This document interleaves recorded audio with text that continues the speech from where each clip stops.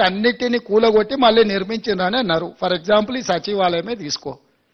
గతంలో ఉమ్మడి రాష్ట్రానికి ఉపయోగపడ్డ సచివాలయం 2012లో ఎల్ఎన్టీ కంపెనీ కట్టిన భవనాలు అన్నీ ఉండే. 12 లక్షల స్క్వేర్ ఫీట్ ఉండే ఆ రోజు.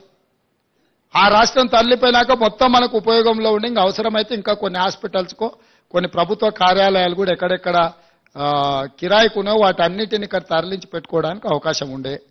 ఒకవేళ ఇది మీకు అచ్చిరాలే, దీన్ని ఏ ప్రభుత్వ ఆసుపత్రిగానో మార్చి కొత్త ఖాళీ జగాలో ఈ సచివాలయాన్ని కట్టినుంటే ఇది ఉపయోగపడుతుండే, అది ఉపయోగపడుతుండే.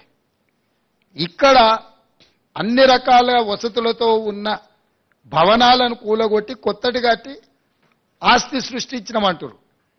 అక్కడ కూడా ఉన్న భవనాలన్నీ కూలగొట్టి కట్టిండ్రు. ఎక్కడైనా ఉన్నదాన్ని కూలగొట్టి కొత్తది కడుతున్నట్టే ఉద్దేశం ఏందో మనం అర్థం చేసుకోవాలి. అంతెందుకు నేను కొత్త బండ్లు కొనను ఖర్చు పెట్టానని చెప్పిన. మీకు తెలవాల్సింది ఏంటంటే 22 ల్యాండ్ క్రూజర్లు కొని కొత్తవి దాచిపెట్టారు. నేను సీఎం అయినాక 10 రోజుల వరకు నాకే తెలియదు.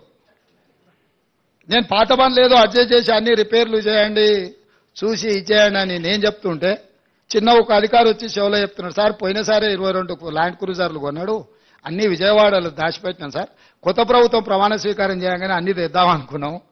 ఆయన నెత్తి మీద దరిద్రం ఉండి ఆయన ఇంటికి పోయింది సార్ 22 కొత్త ల్యాండ్ క్రూజర్లునే. అసలు ఇన్ని వందల వేల వాహనాలు ఉన్నప్పుడు చెప్పా పెట్టకుండా కొని దాచిపెట్టినాయి కేసీఆర్.